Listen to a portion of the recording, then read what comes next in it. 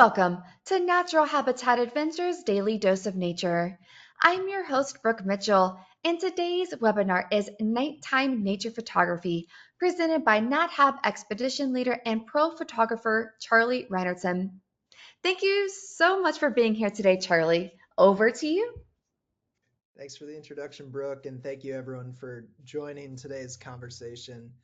This is the season when I'm always gearing up to work on my night photography skills because I always try to do my best to capture an ecological event that happens in the spring in our northern forests, uh, and that is the big night migration of amphibians. So we'll be kind of using that story of the big night migration um, to be able to talk about some of the challenges that I come across in photographing in those conditions, and some tips and tricks that I've learned along the way that I think you can apply to just about any type of photography.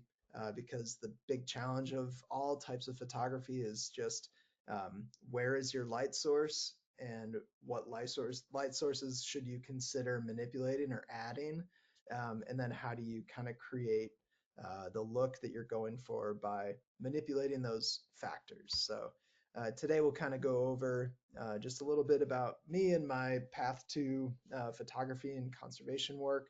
And then we'll talk about big night ecology. What is the big night migration and where can you see it?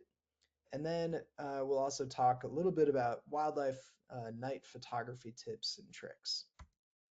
So, just a little background about me.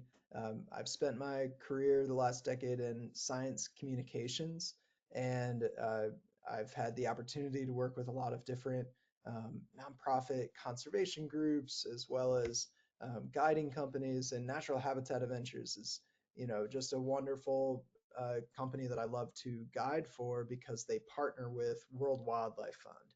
And what that allows NatHab to do is really meet people where they are in the places where they guide and be able to support local economies and make sure that the places that we're visiting continue to be there. So this bottom left picture is in Mexico in the monarch butterfly migration in the Transvolcanic Mountains.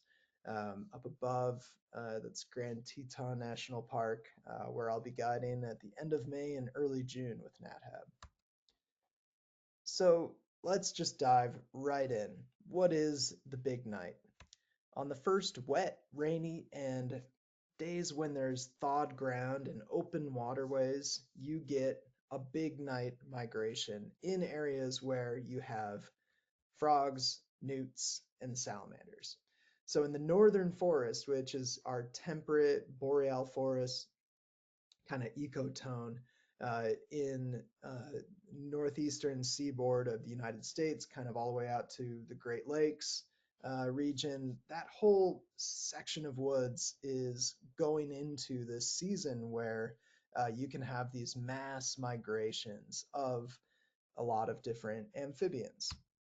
And they all share a few characteristics that kind of lead them to this kind of amazing phenomena that happens in the spring. So they're cold blooded, so they regulate their temperature by moving into different environments. Amphibians have a juvenile and an adult phase. Right now, we're looking at the same exact species, but in its aquatic phase as well as its terrestrial phase. This is the eastern newt. And the red eft is that terrestrial phase that you're seeing in those really bright colors. So, uh, like I said, they'll spend some of their lives in a water body and then some of their lives on land. Many of them breathe through their skin, and some species can live for decades. And I think that fact, more than others, is a really surprising thing for a lot of people to learn, is to think that, gosh, this salamander could be returning to the same vernal pool year after year after year. And we need to make sure that that salamander has access to be able to do that if we want to continue to see them surviving. The other amazing thing about these creatures is that over winter, you think about where do they go? Well, a lot of them just burrow down in a hollow in the ground and they literally freeze. So they do this by essentially having an antifreeze within their body that depresses the freezing point, and they get into an area, whether it's underwater or under the mud or in a log that's decaying, where the temperature will be fairly constant through the winter because it's kind of below that freeze level. And then by increasing the glycerol levels in their fluid, which is basically a sugar, increased sugar levels, they're able to depress that freezing point, and they literally freeze over the winter. And then as things thaw out, once the upland, woodland areas that they're living, hibernating over the winter, freezing over the winter, once those areas thaw, they're going to move in mass numbers to areas called vernal pools.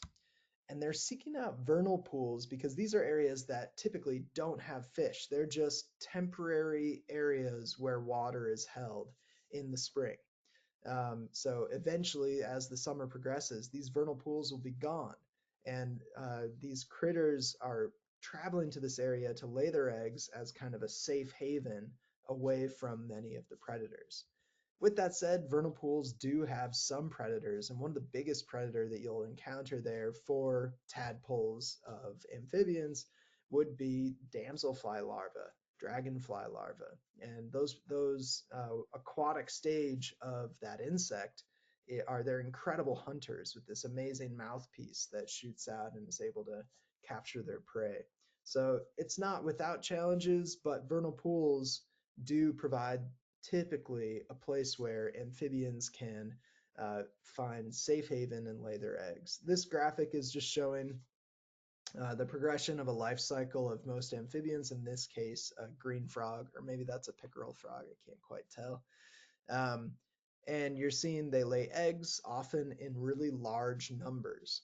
And then you move through this aquatic stage where they have gills, they're feeding on algae, they're feeding within that water body. And then eventually they'll form limbs and they'll start to lose their gills and form lungs, and then be able to shift into a land based life form, which is a pretty amazing transformation. So I wanted to introduce you to a few of these critters that you might find if you were to go out on one of these first wet and rainy nights to be able to see this phenomena. And a lot of communities will hear about this happening because you'll actually have road closures in areas where big migrations are happening, in areas where they would cross the road. So this salamander, I took this photo up just a few miles from where I'm sitting right here in Saranac Lake, New York. And this is a spotted salamander. And this is a video that I was able to take of that salamander crossing the road. So these are the conditions that we're talking about. As you can see, that rain is almost not rain. I mean, it's basically freezing rain. And if you were to pick up this critter to be able to help it cross the road, you would feel that that salamander is basically, the temperature of its surroundings. So it's like 45 degrees because the first rainy nights you think about in spring are not that warm. And these particular critters are going to be one of those animals that actually lives a really long time. So they can reach 6 to 10 inches in length. They range from about Texas to California. And they have these toxin glands that help deter predators, and they can live to 20 to 30 years old, which to me is just an amazing statistic. The other thing that's really neat for researchers is that each individual salamander has a unique spot uh, patterning, and that allows researchers to identify individuals year after year and figure out if they're returning to the same or different vernal pools. And what's an interesting statistic and also kind of a sad statistic is that one of the big mortality issues that amphibians face, not just the spotted salamander, all amphibians, is that there's a lot of road mortality. So vehicles are hitting these critters and killing them at really high rates. Interestingly, the pandemic, there was so much less car travel during that time. And in Maine, where they were monitoring the mortality rates of salamanders, they saw a 50% reduction in mortality due to vehicle wildlife collisions during the pandemic because people were driving less. So that's a really effective method to just to reduce how much we're driving on those first rainy, warm nights. And we'll talk more about like ways that you can support amphibians, but that's just a little early plug. Uh, so here's another, the other thing I love about spotted salamanders is they just have this permanent smile. And we'll talk a little bit about the techniques I'm using for how to get pictures like this in a minute here. The wood frog is one of those earliest amphibians to be able to get out and call. You'll hear them in the vernal pools, even when there's still snow on the ground and maybe a little skim of ice on the pond itself. Wood frogs, they're the only amphibian species to live north of the Arctic Circle, and females can lay somewhere between 1,000 and 3,000 eggs in one go. Again, they freeze over the winter at a time when there's no heartbeat whatsoever, and then they thaw, and they're the first amphibian species to emerge. They reach about 1 to 3 inches in length, and they have about a 3-year lifespan. Uh, and this is one of my favorite critters to be able to see on a big night migration. And you can actually see these salamanders and frogs at any really throughout the whole summer, but they're a lot more elusive at those times. So the big night migration is kind of like this unveiling, or like this opportunity to be able to meet all these amazing amphibians that we share the environment with, because they're brought out in these huge numbers. And you're able to actually see them as they're crossing roadways and be a part of helping to make sure that they make it to where they're going. So these four-toed salamanders, this picture makes it's a little deceiving. This is only a 2 to 4 inch creature. They're incredibly small, really thin, thinner than a pencil. And they've got these really iconic black spots on their bellies. That's why with this photo, I wanted to be able to show that by using a mirror, to have that salamander walk across a mirror on its way to where it was going. Uh, these salamanders mate in the fall, and then uh, the females will migrate in the spring to lay eggs. So that's really unique.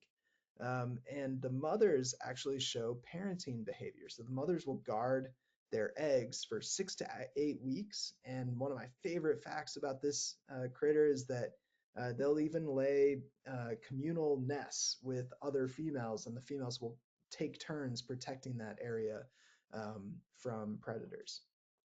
This is one of the salamanders that's in the family of salamanders that's actually lungless, so they breathe entirely through their skin. And they're also really limited to sphagnum moss habitat. And this photo was taken about 3 years ago. That was my first time actually getting to see a four-toed salamander. And they are, in fact, a salamander that has 4 toes on all of their feet.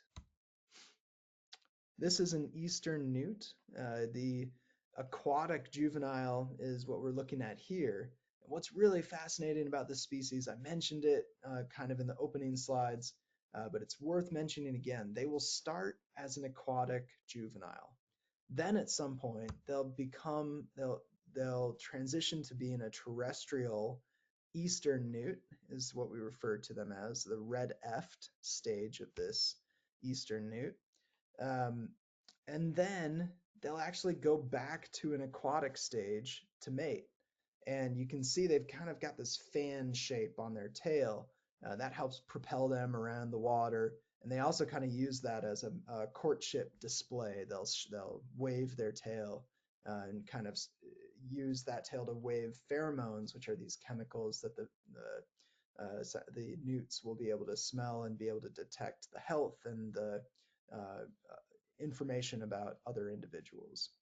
One of the most amazing facts about the red eft, the eastern newt, is that their biomass, so how much biomass is a specific measure of their, not just their weight, but their mass. in proportion to the rest of the environment. And they have a greater biomass than all of the moose and deer in Maine's forests. So there are just so many of these. They're pretty beautiful creatures. Here's a little video of what they look like as they're traveling through the sphagnum moss. So now let's talk about the challenges, frustrations of photographing the big night. It's basically an event that's a nightmare for photography. It's wet, it's pouring rain, it's dark. These animals are incredibly small, so you're really low light. You're trying to capture something that is really small, and you're trying to make that really large, which brings in a lot of issues with what lens you're going to use and what limitations you have with your gear. And the other thing that I'm always thinking about with wildlife photography is the ethics behind it. So, what gear and techniques are you using? How are you making sure that the wildlife that you're photographing are not being negatively impacted by what you're doing? And kind of balancing, what is this photography for, and is it worth, the potential stress that you're causing those animals? So from an ethical perspective, my number one goal when I'm going out to the big night migration is to help them cross the road. And one of the biggest things you can do is if you know there's a stretch of road that you're aware of that has a lot of amphibian activity, don't drive it, right? So you want to park your car and then walk as far as you need to, or ride a bike with really good lighting. Um, to make sure that you're not driving and squashing the very things that you're trying to photograph. Number two, my goal is really important. So I'm not just taking these photos for fun. I want to take these photos hopefully to help conservation efforts and education efforts. So to me, that's really important to start with. The other ethical consideration that comes into play with amphibians is that you want to avoid handling them whenever possible. So their skin breathes, right? Even the ones that have lungs, they're still getting a portion of their oxygen through the membrane of their skin. And so it's really important that you don't have any chemicals on your hands. You need to wash your hands with soap, rinse them with water in between every individual amphibian you touch, because another aspect of this is that amphibians are able to spread disease really easily between one another. So you want to really follow best practices if you're going to be taking pictures of amphibians in particular. And then there's always the consideration of flash and whether or not it's used. There aren't any scientific studies or even kind of too many conversations about uh, amphibians in particular, but they are a nocturnal animal, and you can imagine if you're exposing them to too much flash, that it's probably a stressful thing for them to go through. So thinking about ways to minimize that or not use it at all. And I'm always paying attention to, no matter what wildlife photography I'm doing, am I impacting the behavior of the creature that I'm photographing? And so, part of what I'm doing is moving the salamanders across the road, making sure, or just walking with them to make sure that they do cross the road to minimize how much I'm touching them. And then where possible, I'm taking photos in a way that I feel like I'm not disrupting any of them too much, and kind of limiting the amount of time with any one salamander, uh, which is hard because you, as a photographer, you really want to perfect what you're doing, but you want to just make sure that individual is on its way and doing what it needs to do. So if you're going to join a salamander brigade, which is often what folks call themselves if they're going out in groups to be able to help salamanders and frogs cross the road, you'll definitely want rain gear, dry bag for all of your stuff, a reflective vest so that other vehicles that might be on the road see you and stop, hopefully. A headlamp for visibility of other vehicles as well, to be able to see salamanders so that you don't step on them, and make sure you're finding what you're looking for. And then soapy water bottle to wash in between if you do end up handling one of the salamanders, and then a water for rinsing and a clean towel. So it's not a gear light adventure. And then from a camera standpoint, if you're going to use lighting, a headlamp, a flash and diffuser, I really love using macro lenses because of how much it amplifies the subject. Telephoto lens can also compress, your subject in the distance and create some interesting composition. A wide angle lens helps kind of tell the story of what you're seeing, the broader landscape. And then an umbrella is a really helpful tool because it's going to be pouring rain the whole time. Even having like a station, because usually when you find an area that is a big hotspot for big night migration, you're not, it might be 2 miles of road that you're kind of patrolling uh, during this period, while it's raining and right after dusk. So you could have an area where you kind of create like a campsite. We've got a tarp to be able to have your gear under. Um, and often I'll have like a raincoat that's too big for me that I can put around the camera so that it's not just constantly getting drenched. Another thing when you're photographing in these conditions is using prime lenses. Anytime you have telephoto lens that's extending, you have an opportunity to be drawing moisture into the camera, and you never want that. And then the other thing too is that you find a dry space to change lenses. And for me, like I try to just put one lens on for as long as possible until I'm done getting what I want out of that, and then I'll switch over to another lens when it's dry and maybe I've toweled off the camera. For me, the gear that I'm currently using, Nikon Z8 with a 20 millimeter lens for the wide angle, has a really close focusing distance. It's not a macro lens, but it kind of acts like one. And then 105 millimeter macro, as well as a 70 to 200 millimeter lens. The dream would be to have a wide angle probe lens because that allows you to, the lens itself is waterproof and it's a super long lens. It's probably 2 feet long, and the whole lens can be submerged underwater. Actually has built-in lighting as well, which is pretty neat. But one day. And then, the other thing that is true across all photography projects are, you know, practicing techniques. So I'll set up the lighting scenario on a dry night and just kind of make sure that, I have everything I need from a lighting perspective, and I'm, playing with models, like maybe even getting like a plastic model of an amphibian that's the same shape and color, and be able to test different things out before you're even working with the critter itself. Another thing I'm always thinking about is getting really low to the ground. I want to make it feel like you're walking with the salamander or the frog through these pictures and really put yourself right next to that animal. Often I'll use manual focus over autofocus, and part of that is because you're shooting through the rain. It's raining while you're photographing these animals, and the rain will actually grab the autofocus, and it's just easier if you're using manual focus.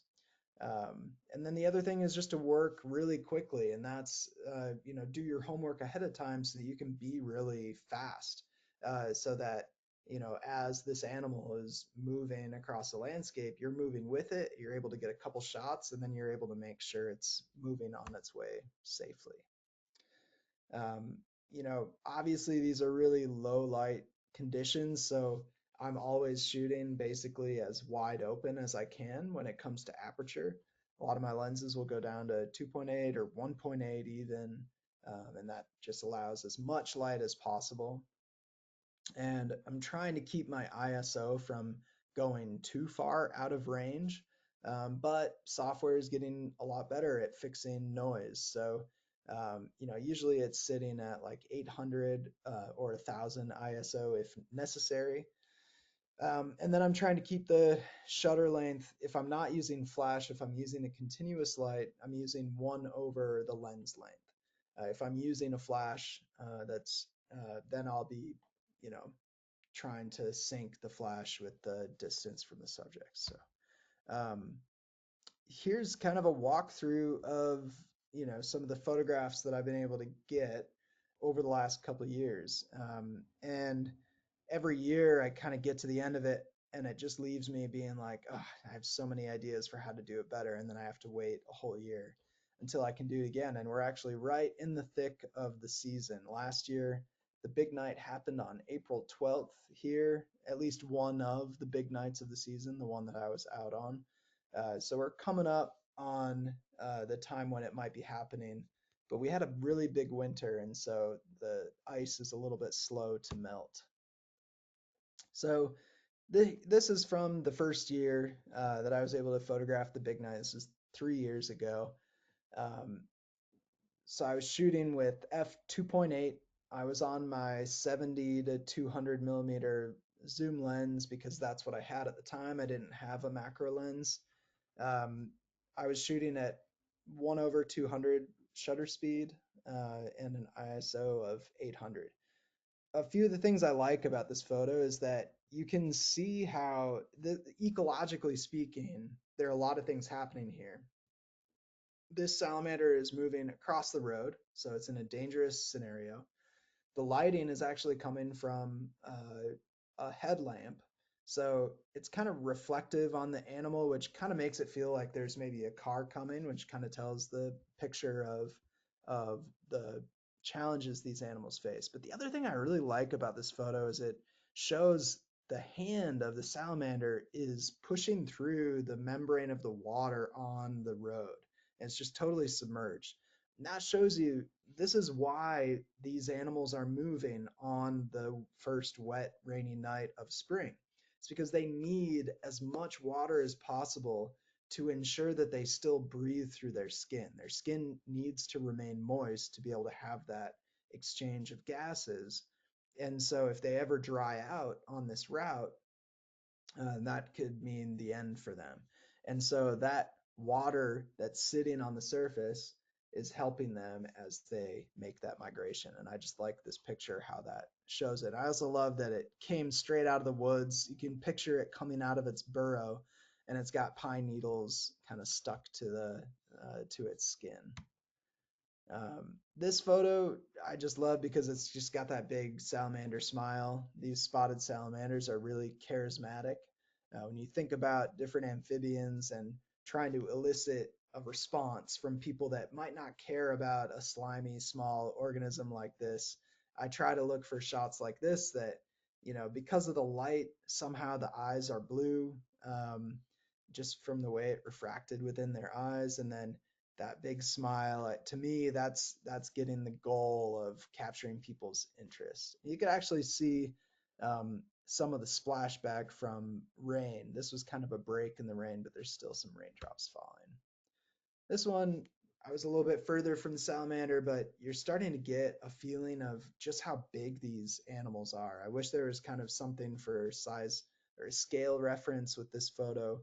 But I like how you can just feel that you're on the road with this animal and they've got this purple tinge. I mean, that's the other thing that you're battling with different light sources is how do you make it look true to form? And a lot of that for me is in post production of going in and adjusting color balance to make sure it kind of looks and feels the way that I was seeing it. Here's that shot of the four-toed salamander, and this one I was using headlamps again, and then I had a mirror that I had washed and made sure it had no substances on it, and I just placed it in the path of the animal, and so as it walked across it, I was able to get a couple photographs. And the goal of that was to kind of get a look under the belly of the salamander without having to pick it up or turn it over or cause any kind of stress, because that's the kind of one of the unique identifying aspects of this animal. I'd love to get to do this again with the 105 macro lens because it would be able to have a lot more detail and quality. This is a top-down shot just showing that pattern of the spotted salamander. This isn't a view that I think is super compelling um, for like trying to connect with that animal as a viewer, but I think it's really interesting to see the pattern and to kind of tell that story of how every one of these salamanders has a unique pattern.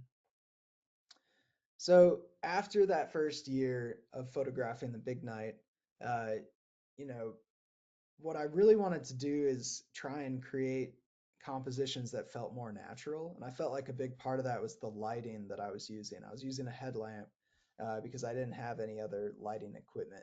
And so these photos, feels much more natural because it's natural light. And so to me, they feel a little bit more personal, like you can kind of relate to the subject a little bit more. And so that's really what I wanted to try and emulate during the big night migration. So here's where we go into the second year of doing this photography initiative. And here you're seeing a different rig that I had that year. So this, I had the 105 millimeter macro lens, and then I had a diffuser that was over the top of my flash, which was just mounted on the hot shoe of the camera. And this diffuser has like this cup that comes under the lens that's white, and then the top, it's all white as well if you were to see it. So essentially, the light bounces through that just reflective structure, and it's softened, it's diffused so that it creates a little bit more of a natural color, closer to the real lifelike thing. And this video I took with my phone, just to give you a sense of like what happens when these salamanders get to their vernal pools, which if I were to have a probe lens, I'd be able to get some really high quality footage of this. But this is the goal. These salamanders are trying to reach these areas to be able to mate and to be able to create the next generation of salamanders. Um, and it's just miraculous to see these huge, thousands, hundreds of thousands of salamanders gathering in these very small bodies of water. All right. So this is the result of getting that diffuser, using a macro lens. To me, this is just the big smile. This is the shot that I was looking for, of the salamander. They're in their natural habitat, moving across this pine needle strewn wooded forest floor, and just behind me is the vernal pool. So this was the home stretch for this individual. And I just got a couple of photos really quickly, and then I watched as that salamander just made its way to its destination. And then at that destination, then I worked with this salamander. This salamander is just sitting up above on a hummock of sphagnum moss, about to dive into the pool. Um, and it's possible that salamander has eggs. I mean, you look at the belly of that salamander, it's gigantic. So I really liked that moment just before it got into the pool. And then these nights are ruckus. They're so loud because all the frogs are calling as soon as they get there. And this is the spring peeper. It has this distinctive X marking on its back. And these are really tiny frogs, like smaller than a quarter. And they make the loudest noise of all of them, this peep. And all together, it can just be like this almost ear-splitting chorus of frogs. And it's amazing the volume that each one of these individuals can put out. Here's another shot. I felt like this one is a little bit less natural than the other one. I'm still getting some hot spots of too much light on the subject, so I still need to play with my settings. It's a really tricky one because these animals are pretty reflective, so because they're wet. So it's a little tricky to be able to get as natural of a shot as possible when you are using artificial light. So that brings me to kind of the last section of this presentation, which is how can we help? How can all of us help to be able to make sure the amphibians cross the road? So unfortunately, through habitat destruction, invasive species, pollution, global warming, disease, road mortality, amphibians are in a rough state around the world. More than half of our global amphibians could go extinct in our lifetime. But there are really practical ways that we can all help. On these spring nights, if you're in an area in where amphibian migrations happen, which if you want to find out if you are, you can go to your state, um, you know, Department of Environment and Conservation. For us, it's New York State DEC. They have a lot of information about and resources about amphibian migrations. So go to your state agency and find out if you're in an area where there are amphibian migrations. And if there's an evening in April, March, April, May, that's wet and rainy at dusk, limit how much you drive or think about whether or not you need to drive at that time. And especially at sunset in the next 2 hours. Um, if that's not practical, you can look for opportunities to vote for seasonal road closures. There are so many communities that just close off roads where possible, at least to outside traffic or entirely, to be able to allow these animals to safely cross the road. The other way you can help is to volunteer on big night migrations. So those are those salamander brigades, and they take place in Massachusetts, New Hampshire, Vermont, New York, Maine, a lot of the eastern states, all the way down the eastern seaboard, and a lot of the Midwestern states as well. So you can search for a volunteer effort near you through U.S. Fish and Wildlife Service, state environmental agencies, local conservation groups. Find out who's going out, and you might be able to join the effort. If you're in the Champlain Valley area, I would imagine this could be happening this weekend. They always have their migration a little bit earlier than us. So those are the big ways that you can help. Another way is to find out who is doing work on helping amphibians uh, and their habitat, and consider donating to those conservation groups.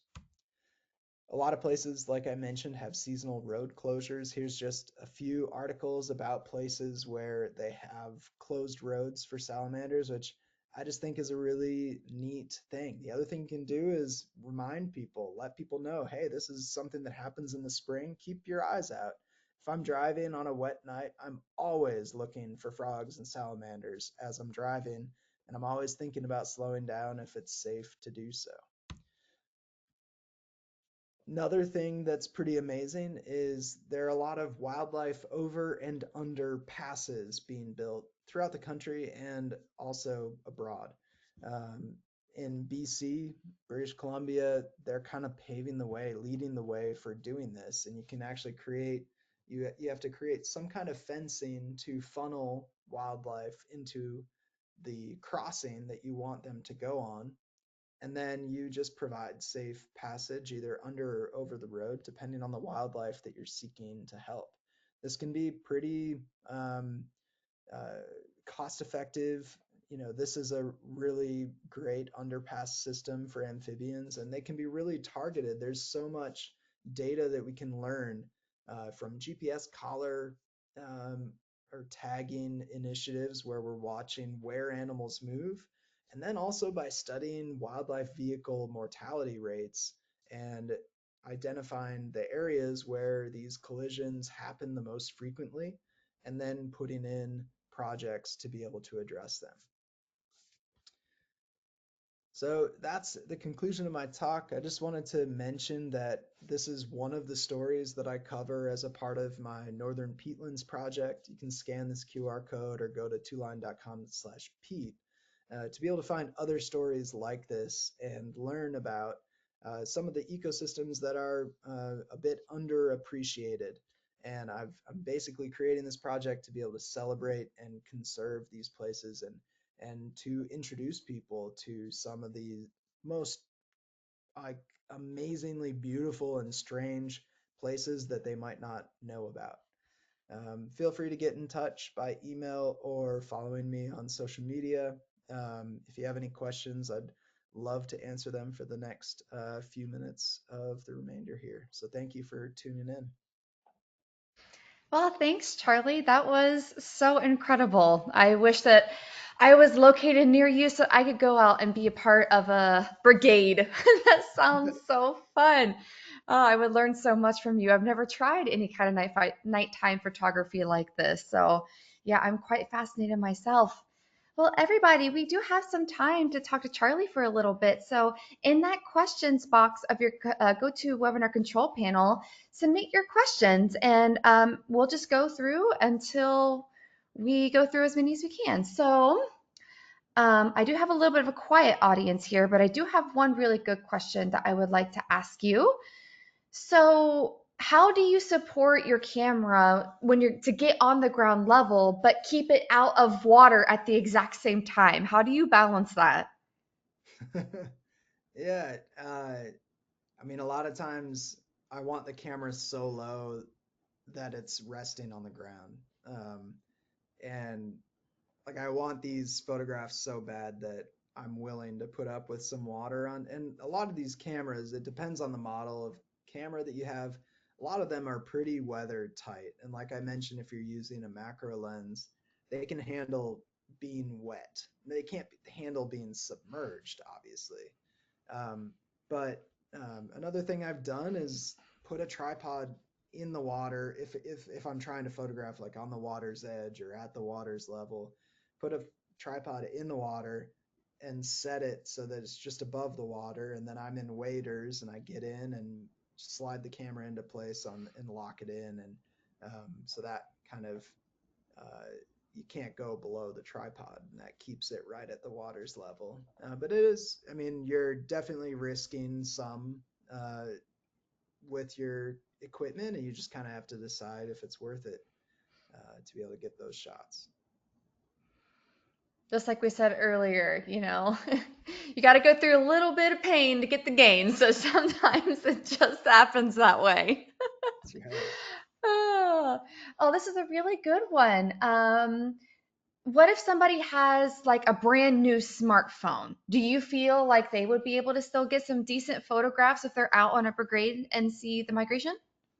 Absolutely. And I think honestly, like some of the best shots that I've gotten have been using my phone. And so really what you need there, the biggest weakness of the phones is the flash. It's just not that good, even the best phones. And so if you have an external light source, which can be a headlamp, it can be, you can get, LED bars, which is what I was using in the first year that I was photographing the big night. Usually they're like for mounting under your cabinet or putting in your closet. They're battery powered, um, and they're perfect. You can even choose the temperature of the light to warm it up or cool it down, depending on what you're looking for. So with that, and then your phone, you can do some great photography. Um, sometimes you even have to, you know, adjust the exposure. If you're using an external light, it might even overexpose what you're trying to do. So then you tap your phone and drag. If you're on Apple, you drag the sun icon down to be able to lower the exposure. But definitely a great tool. And some of them, when you get close, they go into macro mode, and you just want to play around. I mean, that's all of photography is just testing out different settings. Sometimes it'll be a better photo if you're using the longer lens, the 5x or whatever on your phone. And sometimes it'll be a better shot if you're using the wide angle and going to 0.5. So just to play around, and you can definitely get a lot of amazing shots just with your phone. And a lot of phones now are waterproof. Like that video you saw of the salamanders swimming through the vernal pool, that was dunking my phone into the water. And if you're going to do that, the trick is that your screen doesn't function underwater. So you have to start the video and then dunk your phone, and then pull it out and stop it. You can use the buttons on the side. The other thing you can do is go into burst mode with your photos so that you're just holding the button down and taking thousands of photos as you dip it underwater, um, and then go through and find the one that you like. Great, that actually just answered another question. Somebody asked how you took that video. So, oh, speaking of that, the same person is asking what model of iPhone did you use then that successfully got through the dunking process? But I think that was an iPhone 12. Um, might have been yeah, I think it was a 12. Because I think that was the first year that they claimed that they were a little bit water resistant, and I wanted the photo bad enough that I was willing to try it. Again, potentially sacrifice the phone, but that was a really cool video, so it was worth the Yeah. experiment. And if you're Uh, nervous about it, you can always put it in a Ziploc bag. It'll make it a little bit less of a great quality and harder for the camera to focus. But you can always give an extra layer of protection that way. Great. And still staying on the phone conversation, do you think that night mode would be worth trying, putting it in night mode or keeping it in regular mode and using external light or a mix of both? What do you think would work best? I really think the external light and not dark night mode. Night mode is usually gonna. I mean, it depends on what phone and software you have, right? But I think it's optimized for taking portraits, so it's gonna have a flash that allows for that. But you're also not gonna want if it's the other night mode, which is long exposure for you click the button on the stars and you have to hold your phone in place for a while. If the salamander is frozen, it's not moving, that'll be fine. But if it's moving at all, you're going to have a blurred image. I really think like a headlamp is the best way to go. Maybe have a friend hold the headlamp and light from the side, and then take the photo. Those are great tips. Thanks for that. We just had another really good one come in. If you could maybe elaborate a little bit further on highways that have been put in or roadways that have been put in that have cut off major migration routes. Could you talk a little bit more about that, how common that was, and if anything has been done to rectify that, or if you know of any specific examples where this has happened and there's been a big effect on populations? Yeah, I mean that's a great question. I think um, unfortunately, like we've habitat connectivity is one of the biggest factors in causing issues with wildlife populations across the board. We're not just talking about amphibians. Um, you know, Wildlife mortality on roadways is something that it's one of the biggest environmental issues. I mean, from a dollars perspective, in terms of how many cars are damaged and people's lives, as well as the healthcare costs of of people's hospitalization after a vehicle wildlife incident. So there's been a lot of studies on this, and a lot of the pioneering that's gone into it has been in the Intermountain West, where you have really big ungulate migrations, so deer, moose, elk. Uh, those animals are traveling really long distances in the fall and the spring, and they're using the same migration routes that they've always used. And just like a lot of conservation efforts, the charismatic animals are often the ones that get attention first. But thankfully, like those wildlife crossings, like maybe moose and bear, elk and deer, are the ones that are kind of inspiring them. But then all of the other animals that also need to cross the road are helping and getting benefit from it as well. Um, so uh, a lot of those are coming from, there's a lot of work in Montana, Wyoming, and they've been highly successful. The road mortality has just like dropped precipitously ever since they were put in, and wherever they're taking place, it's just a huge success story. There are fewer examples of amphibian over and underpasses. For some counties or states, it's cheaper to just close the roadways during big night migration if it's an amphibian issue. But yeah, we've put roads everywhere, so it's a big barrier to every species that needs to get from one side to the other.